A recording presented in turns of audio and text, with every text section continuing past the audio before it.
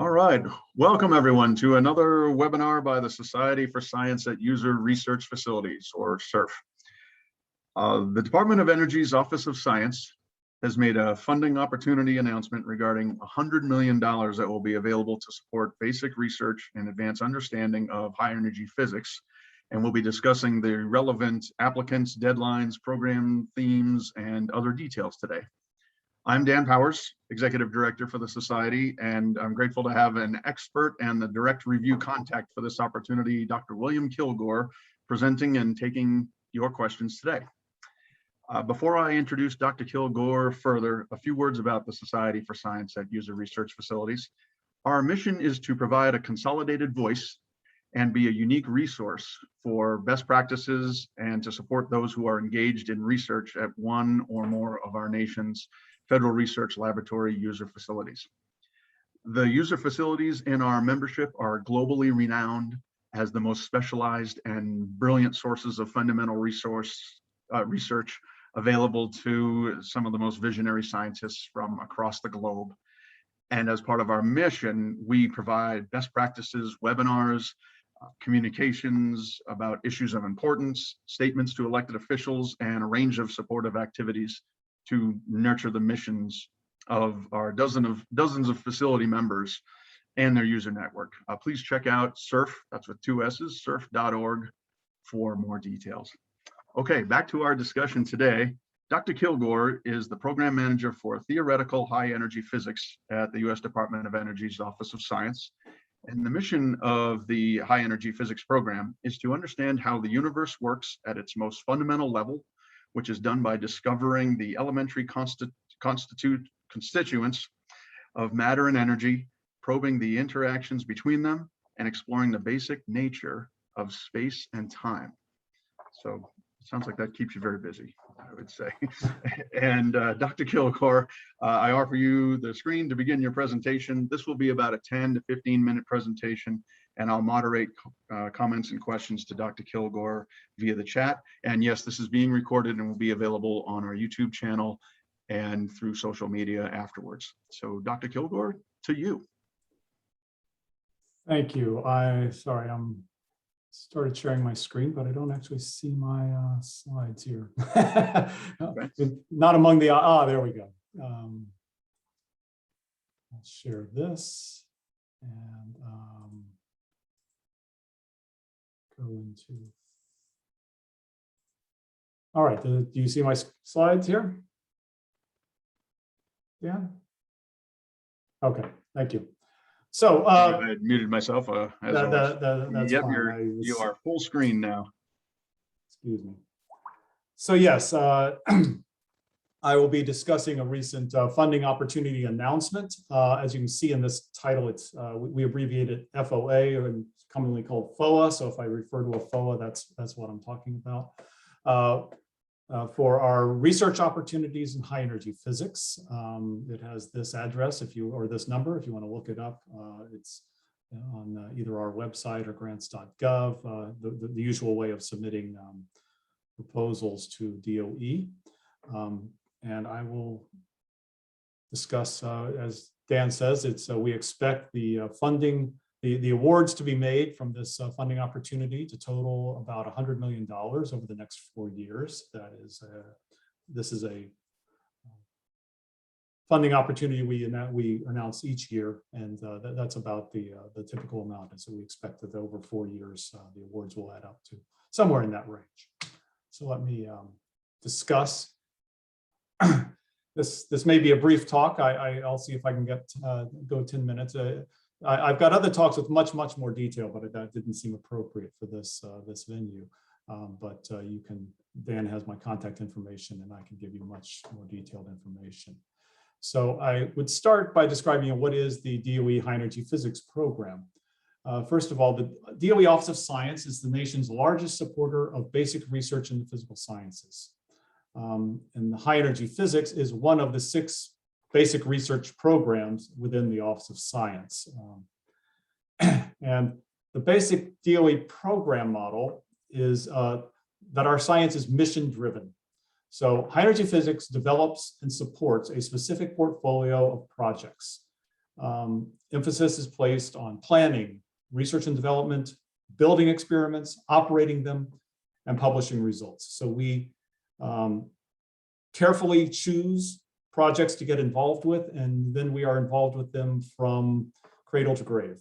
So from the early planning to selection to building and commissioning and to taking data and producing physics results. As Dan told you, our mission is to discover the most elementary constituents of matter and energy, to probe the interactions between those constituents, and to explore the basic nature of time, space and time. And the way we do this, the way we execute our mission, is that we make significant coherent contributions to selected facilities and experiments. So the LHC facility, the CMS and ATLAS experiments, the LBNF long baseline neutrino facility at Fermilab and the Sanford Underground Lab, and DUNE, which is the Deep Underground Neutrino Experiment. So most particularly, we bring project management to the system, and the DOE has a very strong systematic way of managing projects to successfully build and then operate experiments. So we build projects that enable discovery science. When in DOE speak, a project is the construction of the experiment, either the experimental detector, the detector hull that it goes into, the beam line that provides beam to the experiment. All of that goes into that construction goes into the project. Once the experiment is built and ready to run, we go into an operations phase. We operate the facilities, we operate the detectors, we take data, we store the data, do initial processing. And finally, we also support a research program which analyzes the data and produces discovery science. In addition to building and operating experiments, we support technology R&D to advance state-of-the-art particle accelerators, as well as particle detectors that will lead to new and more capable facilities. And we maintain a robust theory program to support the existing experimental portfolio, as well as to guide the development of the future program. And while other agencies, we partner with other agencies, including NSF and NASA, DOE supports 85% of the US high energy physics effort, at least in dollars. So we, as I say, we have a portfolio of experiments we have chosen, and we choose them on the basis of guidance from the high energy physics community. And the current guidance we are following is captured in the 2014 P5 report. P5 is the Particle Physics Project Prioritization Panel. It addresses 5 science drivers with a balanced program that deeply intertwines the US efforts with international partners. So these currents, the science drivers that really define the current state of high energy physics research is to use the Higgs boson as a new tool for discovery, to pursue the physics associated with neutrino mass, to identify new physics of dark matter, to understand cosmic acceleration, dark energy, and inflation, to explore the unknown, as well as to explore the unknown, new particles, interactions, and physical principles. And one guiding principle of the projects to be selected is that the United States and major players in other regions can together address the full breadth of the field's most urgent scientific questions if each hosts a unique world-class facility at home and partners in high priority facilities hosted elsewhere. And so it's an integral part of our program is to partner with, say, CERN in Europe and with institutions in Japan and elsewhere in the world, and to have them partner with us for the facilities that we host in the United States. So we execute the P5 strategy. This requires navigating many factors, including balancing the balance between research, operations, and projects, dealing, of course, with the US government and the budget formulation and execution, and coordinating with international partners. So as I say, the P5 plan identified 5 science drivers. Here they're given in abbreviated form. And we run a research program that is, the experimental program at least, is based on what we call research frontiers, characterized by the methods they use to make their discoveries and perform their research. We have the energy frontier, which uses particle beam accelerators to get the highest possible energy. We have the intensity frontier, which, as it says, uses very high intensity beams, not necessarily the highest energy, but the highest intensity possible to study rare processes primarily. And the cosmic frontier, which uses cosmic surveys and observational techniques, and but nonetheless addresses ideas that are fundamental to understanding high energy physics and the basic structure of space and time. Our technology R&D and theory programs support current experiments and lay the groundwork for future experimental projects.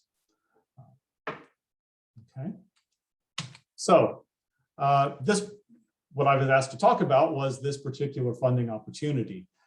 We issued this FOA back at the beginning of August.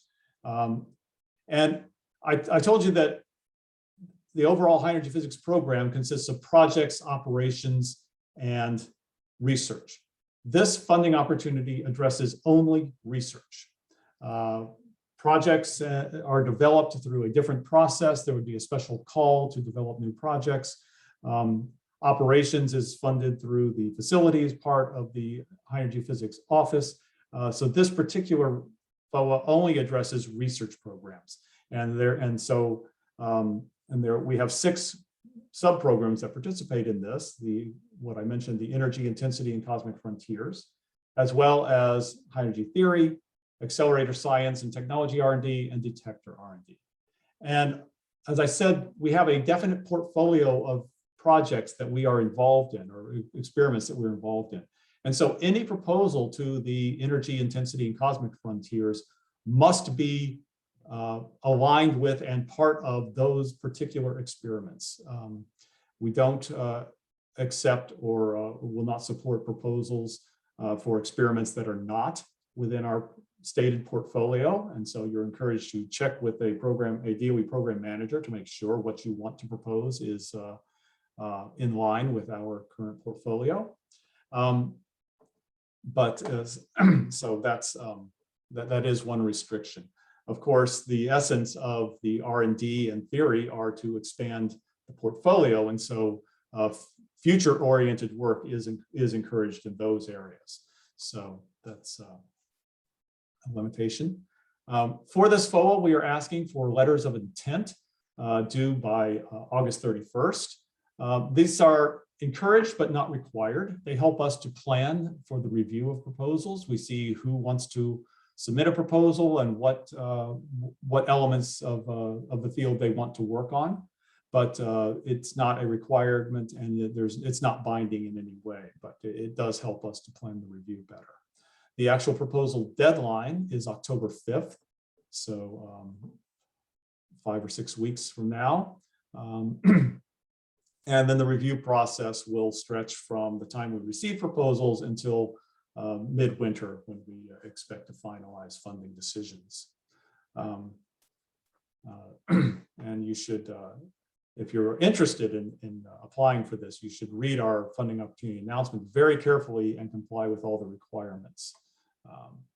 And check with your university sponsors research office that they can help you to comply with all of those requirements.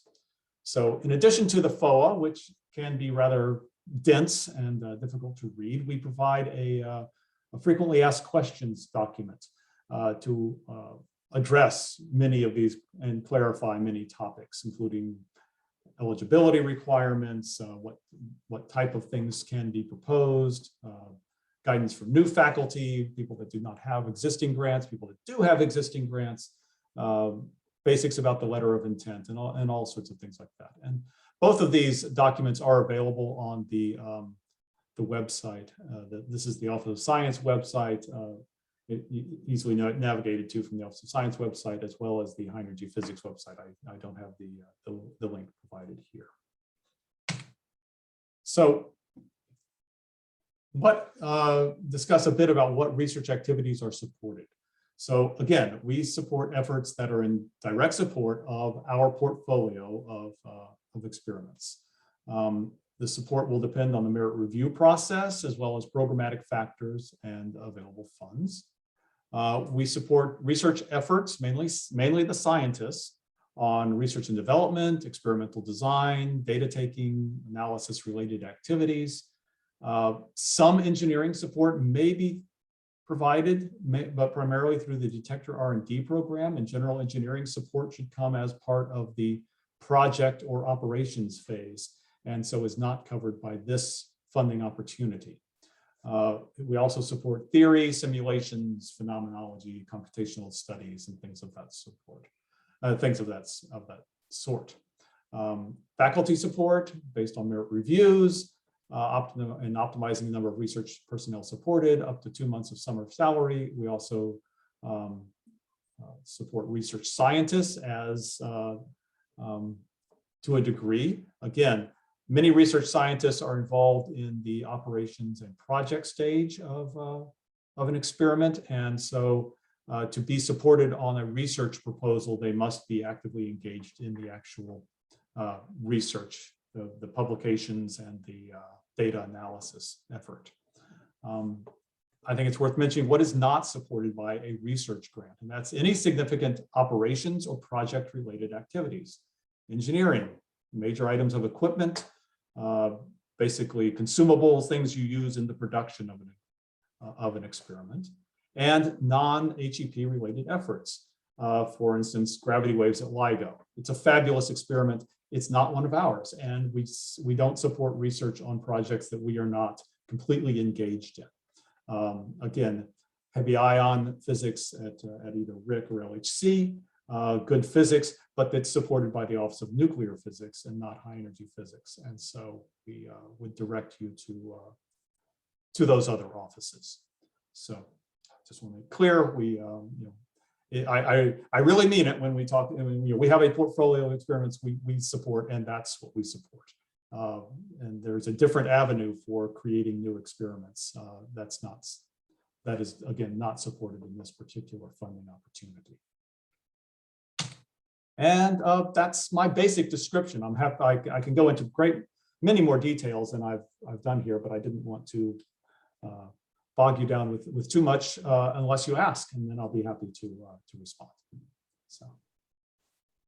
Thank you very much, Dr. Kilgore. All right, let me see what we may get in here in our chat. And I wanted to ask right off the bat, it occurs to me just relative to the announcements I've heard from the Office of Science in other realms of FOAs that are coming out. This amount of 100 million seems substantial and higher than really many other realms.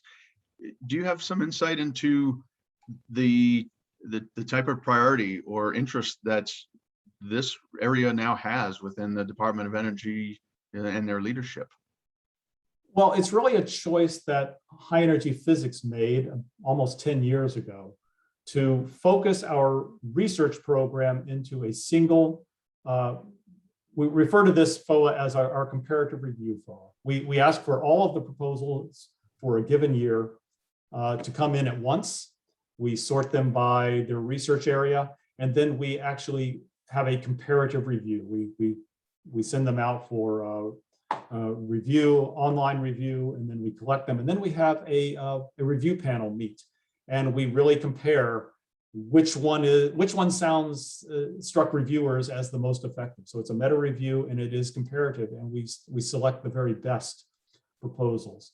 Most other offices within the Office of Science do not use a special FOA for this. They accept proposals throughout the year and review them. And so it looks like a lot of, it's bigger than most special purpose FOAs, but that's because it's our entire research program.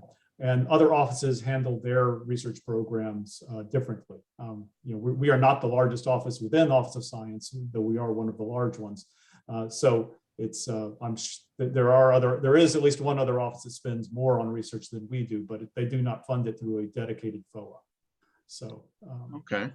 Well, you know what, then on that, there was a question submitted regarding what's the expected size range for a given successful proposal? it varies quite a lot because many groups within high energy physics are quite large, and many university proposals that they come up with multiple experimental activities as well as theoretical activities. So I think we have a maximum. Funding would be, I think, $10 million for any given award that would be spread over 3 or 4 years. And that, but that's more of a bureaucratic limit on that. We have to do more justifications if an award exceeds such a level. So we would tend to break an oversized award into maybe 2 or 3 awards. But and it depends very much on whether it's theoretical work, where meaningful support could just mean supporting a student or a postdoc, or experimental efforts where if you're part of an LHC experiment and you have obligations to the collaboration to perform an analysis or something, it may be necessary that you have at least 1, maybe 2 postdocs fulfilling roles and responsibilities. So there's a very wide range in the funding of individuals. So I would say it ranges from a few tens of thousands of dollars per person to over 100,000, perhaps 200,000 per person, depending on both the level of review as well as the responsibilities and needs of the research that is proposed. So it's a very wide range. Okay.